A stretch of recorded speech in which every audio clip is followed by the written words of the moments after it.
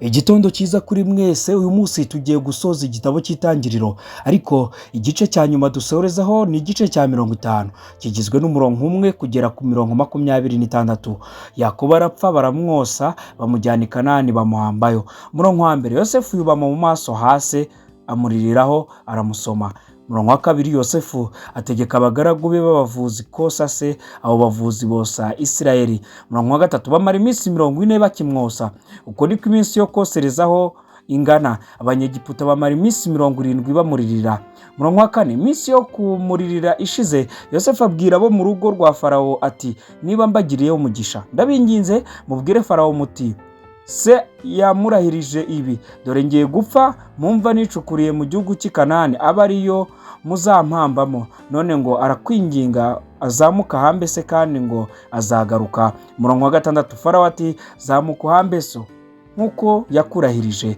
Umurongo wa karindwi, Yosefu arazamuka ajya guhamba se, ajyana n'abagaragu ba Farawo bose, abakuru bo mu rugo rwe n'abakuru bo mu gihugu cya Egiputa bose. Umurongo wa munani, n'abo mu rugo rwa Yosefu bose na bene se, n'abo mu rugo rwa se, abana babo bato n'imikumbi yabo n'amashyo yabo, ibyo byonyine nibyo basize mu gihugu cy'i Gosheni. Umurongo wa 9, ajyana n'amagare y'intambara n'abahetswe n'amafarashi, bagenda ari itara rinini cyane.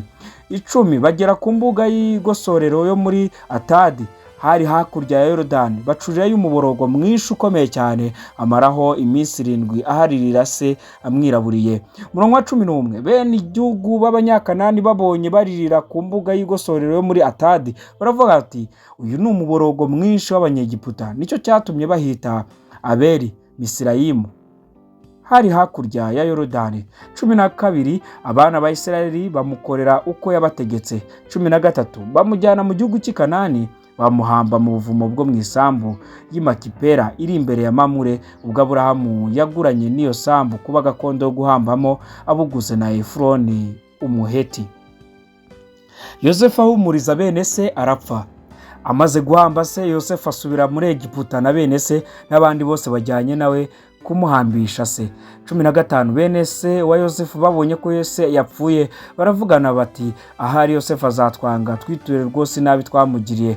16, batuma kuri Yosefu bati, so atarapfa aradutegetse ati, muzabwire Yosefu ibi, arakwinginze babarira bene so igicumuro cyabo n'icyaha cyabo, kuko bakugiriye nabi. None turakwinginze babarira abagaragu b'Imana ya so igicumuro cyabo. Yosefu babimubwiye ararira. 18, ndetse bene se baragenda bamwikubita imbere, baramubwira bati, dore turi abagaragu bawe. 19, Yosefu arababwira ati, mwitinya, mbese ndi mu cyimbo cy'Imana. 20, ku bwanyu mwari mushatse kungirira nabi, ariko Imana yo yashaka kubizanisha ibyiza, kugira ngo isohoze ibi biriho none, ikize abantu benshi urupfu. 21, none mwe gutinya, nzajya mbagaburira n'abana banyu bato. Arabahumuriza, ababwira neza. 22, Yosefu aturana muri Egiputa n'umuryango wa se. Yosefu arama imyaka 110. 23, Yosefu abona abuzukuru ba Efurayimu n'abana ba Makiri mwene Manase bavukiye ku mavi ya Yosefu. 24, Yosefu abwira bene se ati, ngiye gupfa, ariko Imana ntizabura kubagenderera, ikabakura muri iki gihugu, ikabajyana mu gihugu yarahiriye Aburahamu na Isaka na Yakobo ko izabaha. 25, Yosefu arahiza abana ba Isirayeli ati, Imana ntizabura kubagenderera, namwe muzajyana amagufwa yanjye muyakure ino. 26, nuko Yosefu apfa aramye imyaka 110, baramwosa, bamushyirira muri Egiputa mu isanduku yo guhambamo.